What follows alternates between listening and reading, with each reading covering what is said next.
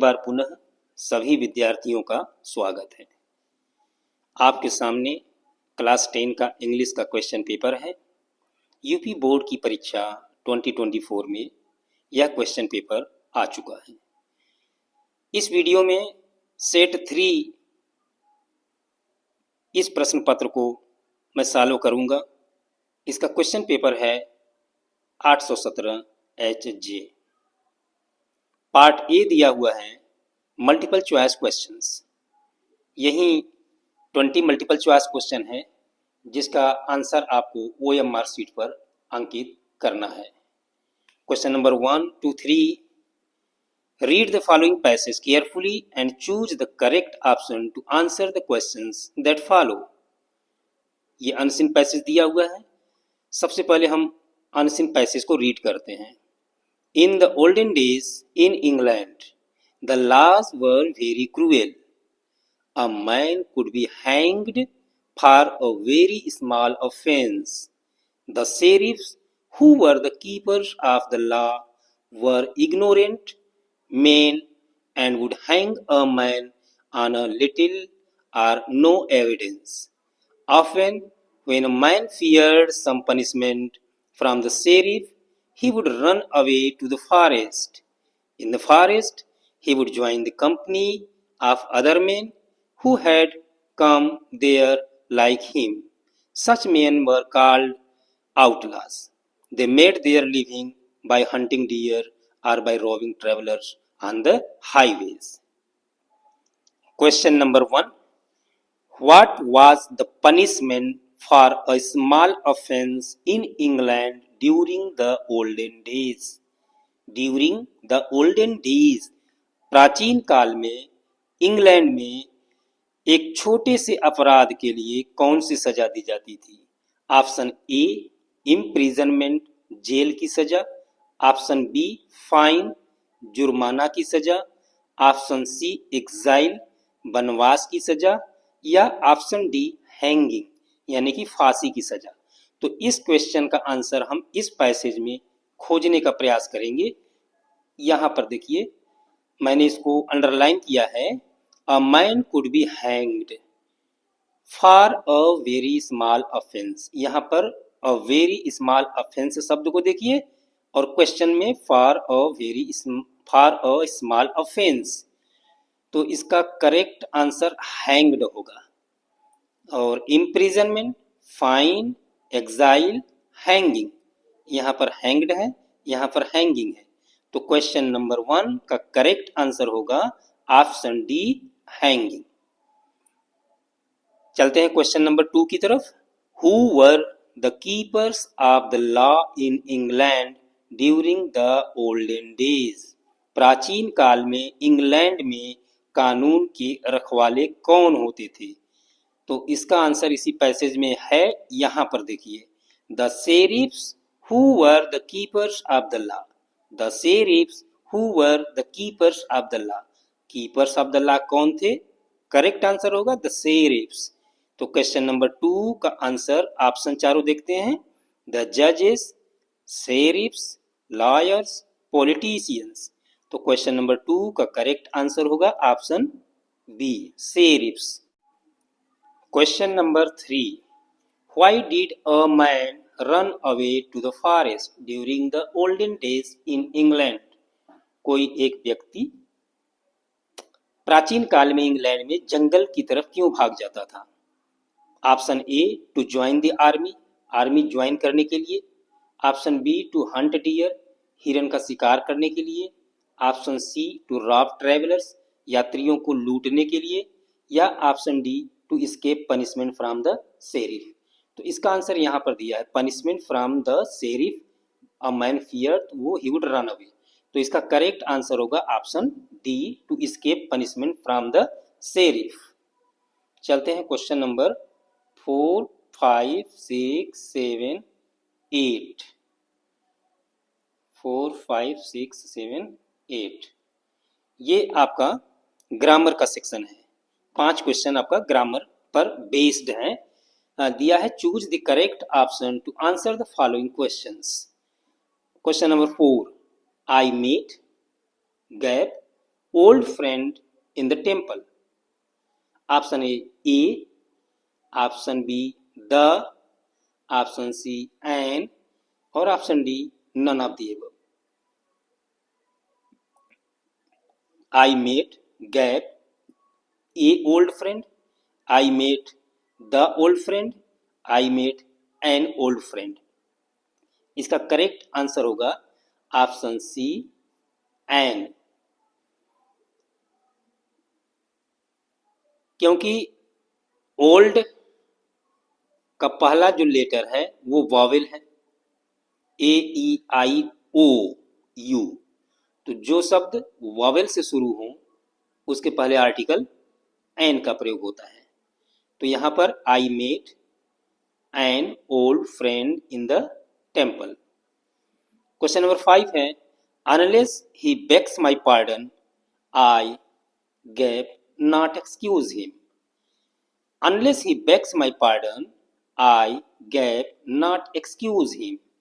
Option A must, option B could, option C will, option D might.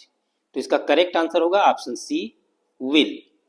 Unless he begs my pardon, जब तक कि वह मुझसे क्षमा नहीं मांग लेता, I will not excuse him, तो मैं उससे क्षमा नहीं करूंगा। तो क्वेश्चन नंबर 5 का करेक्ट आंसर है सी विल। क्वेश्चन नंबर 6 है, rearrange the following word clusters to make a meaningful sentence. Words दिए हुआ है behaviour, got, I, his, at, angry. अब इसमें हमें सबसे पहले कोई भी सेंटेंस बनाते हैं तो एक सब्जेक्ट सबसे पहले लाते हैं, फिर वर्ब लाते हैं, फिर ऑब्जेक्ट लाते हैं। तो कर्ता क्रिया कर्म के पैटर्न पर हम इस सेंटेंस को एडजस्ट करेंगे।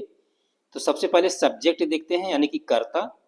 अब इसमें सब्जेक्ट क्या हो सकता है, बिहेवियर होगा, गॉट होगा, आई होगा, हिज होगा, कि एट होगा, कि एंग्री होगा। अब इसमें सब्जेक्ट क्या होगा, सब्जेक्ट आपका या तो नाउन होगा या तो फिर कोई प्रोनाउन होगा। तो यहाँ पर देखिए प्रोनाउन आई दिया हुआ है। तो सबसे पहला वर्ड जो इस सेंटेंस का बनेगा वो होगा आई। तो ए में पहला शब्द आई है, बी में पहला शब्द आई है, सी में नहीं है, डी में नहीं है। तो सी और डी ऑप्शन कतई सही नहीं है। अब हम ए और बी में देखते हैं। अब सब्जेक्ट के बाद वर्ब खोजना है। तो आई सब्जेक्ट हो गया, इन शब्दों में आपका वर्ब है गाट। तो आई के बाद गाट इसमें दिया है और आई के बाद गाट इसमें नहीं दिया है। तो इसका अब आप समझ गए होंगे कि सबसे पहला शब्द आई होगा, दूसरा शब्द वर्ब होगा गाट। तो ये करेक्ट आंसर है option A, I got angry at his behaviour. I got angry at his behaviour, मैं उसके व्यवहार पर नाराज हो गया। क्वेश्चन नंबर 7 है, he prevented me gap going to the city. Prevented, इस प्रिवेंटेड शब्द को फोकस करिए आप। प्रिवेंटेड मीन्स होता है रोका, रोकना, स्टॉप करना। तो ही प्रिवेंटेड मी, उसने मुझको रोका, गोइंग टू द सिटी, शहर जाने से। He prevented me going to the city. तो इसका ऑप्शन ए है ऑफ, ऑप्शन बी है फॉर, ऑप्शन सी है फ्रॉम और ऑप्शन डी है ऑन। तो उसने मुझे रोका शहर जाने से। तो इसका करेक्ट आंसर होगा from. He prevented me from going to the city. अब इसको याद रखिएगा कि प्रिवेंटेड के साथ जो प्रीपोजिशन यूज होता है वह होता है फ्रॉम। क्वेश्चन नंबर 8 है, which of the following words is misspelled. अब यहाँ पर 4 वर्ड्स दिया हुआ है आपका। Option A humour, option B share, option C briefly, option D language. तो इसमें एक शब्द ऐसा है जो कि आपका मिस स्पेल्ड है, यानी कि उसकी स्पेलिंग गलत है। तो एक तरफ से हम देखते हैं ह्यूमर, ह्यूमर मीन्स हास्य होता है, तो HUMOUR ये सही है। शेयर, ये भी स्पेलिंग सही है। ब्रीफली, BRIEFLY, ये भी सही है। लैंग्वेज देखिए गलत है, LANGUE दिया है, इसकी जगह ए होना चाहिए, तो इसका करेक्ट आंसर है डी। क्वेश्चन नंबर 8 का करेक्ट आंसर है ऑप्शन डी, लैंग्वेज। चलते हैं अब हम क्वेश्चन नंबर 9 और 10 की तरफ।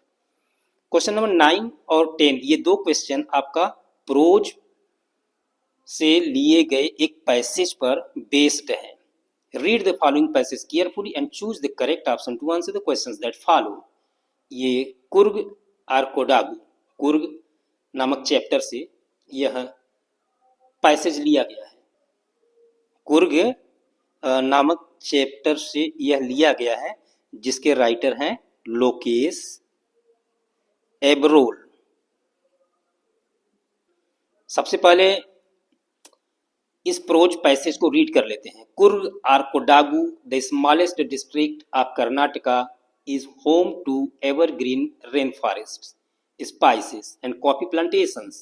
Evergreen rainforests cover 30% of this district. During the monsoons, it pours enough to keep many visitors away. The season of joy commences from September and continues till March. Question number 9. In which state of India is Kurg situated? Bharat के किस राज्य में कुर्ग स्थित है? यहाँ first line में इसका answer दिया हुआ है, कुर्ग और Kodagu the smallest district of Karnataka, Karnataka, तो इसका करेक्ट आंसर होगा ऑप्शन ई, कर्नाटका, गोवा, केरला, राजस्थान, तो इसका करेक्ट आंसर होगा option A, Karnataka. Question number 10. The best season to visit Coorg is option A, April to June, option B, July to August, option C, September to मार्च।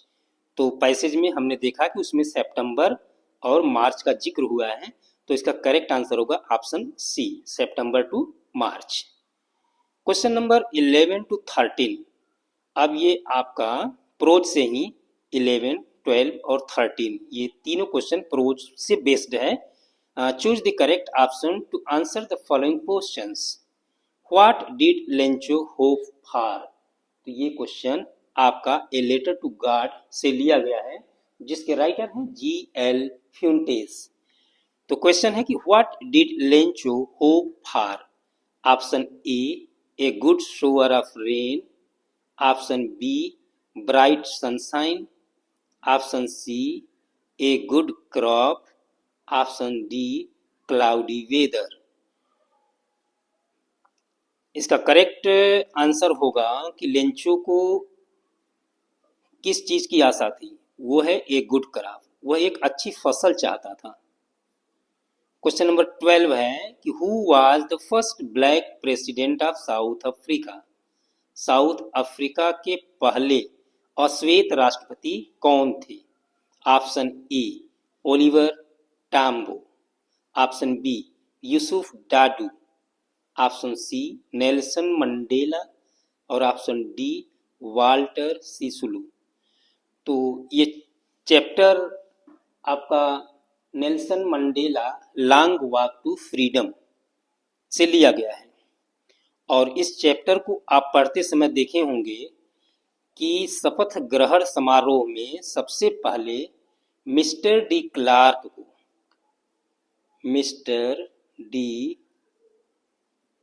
को second deputy president की शपथ दिलाई जाती है। उसके बाद थाबो मबेकी को फर्स्ट डेप्यूटी प्रेसिडेंट की शपथ दिलाई जाती है, और इसके बाद नेल्सन मंडेला को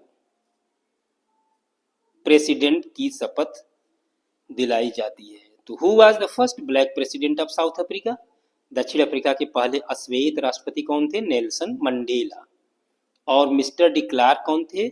मिस्टर डी क्लार्क थे सेकेंड डेप्यूटी प्रेसिडेंट। और थाबो मबेकी कौन थे?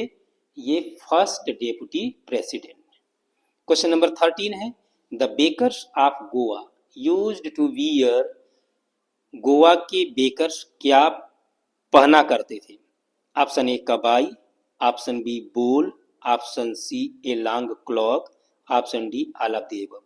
तो जो गोवा के बेकर्स होते थे वो ऑप्शन ए कबाई पहना करते थे।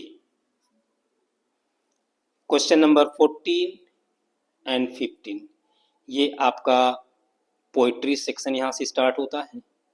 रीड द गिवन एक्सट्रैक्ट, ये पोएम का एक एक्सट्रैक्ट दिया गया है, and choose the correct option, और उसमें से हमें दो क्वेश्चन पूछा गया है, 14 नंबर 15 नंबर, और क्वेश्चन में 4 ऑप्शन, जो ऑप्शन करेक्ट हो उसको चूज करना है और OMR शीट पर भरना है।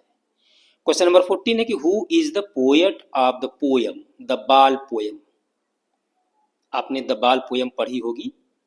Robert Frost, option A Robert Frost. तो आपको ये भी पता होगा कि रॉबर्ट फ्रॉस्ट ने जो पोएम लिखा है वह है आपका dust of snow and fire and ice. तो इस क्वेश्चन का आंसर ऑप्शन ए तो नहीं है। रॉबर्ट फ्रॉस्ट ने डस्ट ऑफ स्नो लिखा है और फायर एंड आइस लिखा है। ऑप्शन बी है W.B. ईट्स, ये लास्ट पोएम आपने पढ़ा होगा फॉर एन ग्रेगरी। तो W.B. ईट्स भी इस क्वेश्चन का आंसर नहीं है। ऑप्शन सी सिल्विया प्लाथ, इसका कोई पोएम आपके पाठ्यक्रम में नहीं है। तो द बाल पोएम की जो पोएट है उसका करेक्ट आंसर है जॉन बेरीमैन। तो क्वेश्चन नंबर 14 का आंसर है ऑप्शन डी जॉन बेरीमैन। मैंने बताया कि रॉबर्ट फ्रॉस्ट के द्वारा लिखी गई poem dust of snow fire ice आपके सिलेबस में है। W.B. ईट्स के द्वारा लिखी पोएम फॉर एन ग्रेगरी पढ़ना है। सिल्विया प्लाथ का कोई पोएम सिलेबस में नहीं है, और द बाल पोएम के जो रचनाकार हैं पोएट हैं वो जॉन बेरीमैन है। Question number 15, what does in a world of possessions, यहाँ पोएम की लाइन में देखिए in a world of possessions दिया हुआ है, इसका मीनिंग पूछा है। In a world of possessions, world माने संसार, पजेशंस का मीनिंग आपको समझना है। अब पजेशंस का मीनिंग आपको समझ में आ जाएगा तो आप लव, लस्ट, मटेरियल थिंग्स या ये चारों ऑप्शन में से करेक्ट आंसर आप चूज कर लेंगे, चुन लेंगे। तो पजेशंस का अर्थ होता है, पहले मैं ऑप्शन देख लेता हूं, love, option A love, love means प्रेम। ऑप्शन बी मटेरियल थिंग्स, यानी कि भौतिक चीजें। ऑप्शन सी लस्ट, यानी कि वासना, इसे कहते हैं वासना, लस्ट। और मटेरियल थिंग्स माने भौतिक चीजें। और option D none of the above, उपरोक्त में से कोई नहीं। अब पजेशंस का मीनिंग आपको समझना है कि पजेशंस मीन्स क्या होता है। In a world of possessions, possessions के संसार में। तो पजेशंस माने होता है संपत्ति, पजेशंस मीन्स संपत्ति। अब संपत्ति से आप गेस कर सकते हैं कि इसका करेक्ट आंसर लव होगा कि लस्ट होगा कि मटेरियल होगा। तो भौतिक चीजें संपत्ति, भौतिक चीजें संपत्ति। तो क्वेश्चन नंबर 15 का करेक्ट आंसर होगा option B. Question number 16 to 20, choose the correct option to answer the following questions. यहां से आपका सप्लीमेंट्री रीडिंग स्टार्ट होता है। Who was mister Herriot, who was mister Herriot, ये आपका सप्लीमेंट्री रीडर के चैप्टर और ट्रायम्फ ऑफ सर्जरी से लिया गया है। और ट्रायम्फ ऑफ सर्जरी जिसके राइटर हैं जेम्स हैरियट, जेम्स हैरियट। और क्वेश्चन भी उन्हीं पर बेस्ड है। Who was mister Herriot, mister Herriot कौन थे? ऑप्शन ए एक कंपाउंडर थे, ऑप्शन बी ए डॉक्टर थे, option C a neighbour of Mrs Pumphrey, Mrs Pumphrey के पड़ोसी थे, या option D a trainer of dogs, कुत्तों के ट्रेनर थे। तो इसका करेक्ट आंसर होगा बी डॉक्टर, ये वेटरनरी सर्जन थे डॉक्टर हैरियट, मिस्टर हैरियट। तो क्वेश्चन नंबर 16 का करेक्ट आंसर होगा option B a doctor. Question number 17 है who does I refer to in the story the thieves story. आपके supplementary reader की second story है the thieves story, और इसको लिखा है रस्किन बॉन्ड ने। और इसमें आई शब्द पूछा है कि किसको रिफर करता है, आई शब्द का प्रयोग किसके लिए किया गया है। तो इस चैप्टर को पढ़ते समय आपने इसकी इस लेसन की फर्स्ट लाइन देखा होगा कि I was still a thief when I met Anil. मैं उस समय भी चोर था जब मेरी मुलाकात अनिल से हुई। तो ये आई शब्द किसको रिफर करता है, अब तो समझ गए होंगे, हरि सिंह, क्योंकि वो लिखा है ना कि I was still a thief when I met Anil, जब मैं अनिल से मिला। I was still a thief, मैं तब भी चोर था। तो आई रिफर करता है हरि सिंह के लिए, अनिल के लिए नहीं। तो क्वेश्चन नंबर 17 का करेक्ट आंसर होगा option A, Hari Singh. Question number 18 है, who came to meet Ausable in the story the midnight visitor. The midnight visitor के लेखक हैं रॉबर्ट आर्थर। Robert Arthur. अक्सर आपसे क्वेश्चन पूछ भी देता है कि द मिडनाइट विजिटर के आथर कौन है, राइटर कौन है, लेखक कौन है। तो ये आप याद कर लीजिए, द मिडनाइट विजिटर के राइटर कौन है, Robert Arthur. Question number 18, who came to meet Ausable in the story the midnight visitor. The midnight visitor story में आसेबल से मिलने कौन आता है, आसेबल से मिलने कौन आता है। Option A Fowler, option B a policeman, option C Ausable's father, Ausable's के फादर तो नहीं है, ऑप्शन डी मैक्स। तो इस क्वेश्चन का आंसर ए है फाउलर। फाउलर जो कि इस लेसन में एक राइटर है, एक लेखक है, और उसने जासूसी की कहानियां पढ़ चुका था और वह आसेबल से मिलना चाहता था। तो who came to meet Ausable in the story, इस स्टोरी में आसेबल से मिलने कौन आता है, तो करेक्ट आंसर होगा option A Fowler. Question number 19 है, how many burglars are there in the story a question of trust. A question of trust ये सप्लीमेंट्री रीडर का आपका चैप्टर नंबर 4 है और इसके राइटर हैं विक्टर केनिंग। Victor Canning. तो ये भी अक्सर क्वेश्चन आपसे पूछ देता है कि who is the writer of the lesson a question of trust, Victor Canning. Question में पूछा है कि हाउ मेनी बर्गलर्स, बर्गलर्स में होता है चोर। इस कहानी में कितने चोर हैं, 2, 5, 3, 4। तो इसका करेक्ट आंसर है ऑप्शन ए 2। अब इस स्टोरी में एक क्वेश्चन ऑफ ट्रस्ट में 2 चोर कौन कौन से हैं। एक तो वह चोर है होरेस डैनबी, आपका एक चोर है होरेस डैनबी, और दूसरा चोर कौन है, the girl in the red dress. दूसरा जो चोर है the girl in the red dress, वह महिला जो लाल रंग की ड्रेस में है, वो और होरेस डैनबी। तो इस स्टोरी में 2 चोर हैं। क्वेश्चन नंबर 20 है, हु कंफ्रंटेड भोली इन द क्लासरूम। क्लासरूम में भोली को किसने सांत्वना दिया था। तो ये आपका भोली नामक चैप्टर से क्वेश्चन लिया गया है। इसके जो राइटर हैं के ए अब्बास, के ए अब्बास, याद करते चलिएगा कि भोली लेसन के राइटर के ए अब्बास हैं। तो हु कंफ्रंटेड भोली इन द क्लासरूम, क्लासरूम में भोली को किसने ढाढ़स बंधाया। हर फ्रेंड, उसका दोस्त, हर टीचर, उसके टीचर ने, हर प्रिंसिपल, उसके प्रिंसिपल ने, या फिर the monitor of the class. तो इसका करेक्ट आंसर है हर टीचर। तो इस तरह आपका 20 question multiple choice question answer आपको पता चल गया और सही ढंग से आप OMR को भर दीजिए, आपका 20 में 20 मार्क्स प्राप्त हो जाएंगे। धन्यवाद।